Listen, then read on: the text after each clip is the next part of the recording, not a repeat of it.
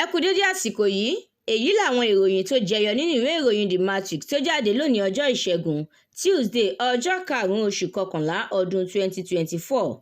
Ẹniọlá Sàlíù lórúkọ mi. Ẹ̀sùn ìdìtẹ̀ mọ́jọba tí ẹ fi kan àwọn olùfẹ̀hónúhàn End Bad Governance ẹ gbẹ́sẹ̀ kúrò lórí ẹ̀. Fálànà ló sọ bẹ́ẹ̀ fún ààrẹ Tinubu. Ó ní kò sí àrídájú tó fìdí ẹ̀sùn náà múlẹ̀.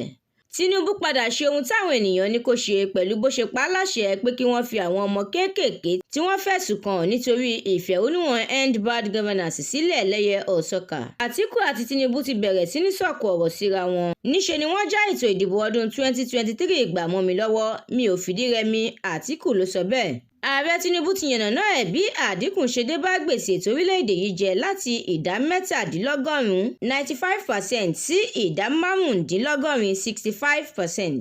Ẹ má wo ariwo ọjà, ẹ kọjú mọ́ṣẹ́ yín ni. Ààrẹ Tinubu ló gba àwọn mínísítà tuntun tó búra fún lánàá nímọ̀ràn bẹ́ẹ̀. Pẹ̀lú bí ètò ìdìbò ààrẹ orílẹ̀-èdè Amẹ́ríkà ṣe ń kọlẹ̀kùn gbọ̀ngbọ̀n, òní gan lọ́jọ́ pé tí pinpin yóò dé bá ìpolongo ìbò àwọn adíje méjèèjì, ìyẹn Harris àti Trump. Àjọ EFCC ti fi ọwọ́ ṣìkún òfin mú gómìnà ìpínlẹ̀ Delta tẹ́lẹ̀ ìyẹn Ifeanyi Okowa lórí ẹ̀sùn jìbìtì owó tí kò dín ní tírílíọ̀nù 1.3 ìyẹn 1.3 trillion naira. Ètò ìdìbò gómìnà tó ń bọ̀ lọ́nà ní ìpínlẹ̀ Ondo, àjọ INEC ti ní òun yóò jáwé sóbì láti ṣàmójútó àti agbátẹrù èsì ìdìbò bó ti yẹ. Bobrisky ti dá àwọn tó ń fẹnu ṣáátá rẹ̀ lóhùn o.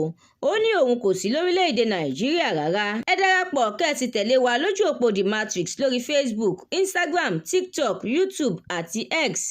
Àdúrà mọ́mi Balógun ló ṣe òǹgbùfọ̀ ìròyìn yìí. Ẹniọlá Sàlíù lórúkọ mi.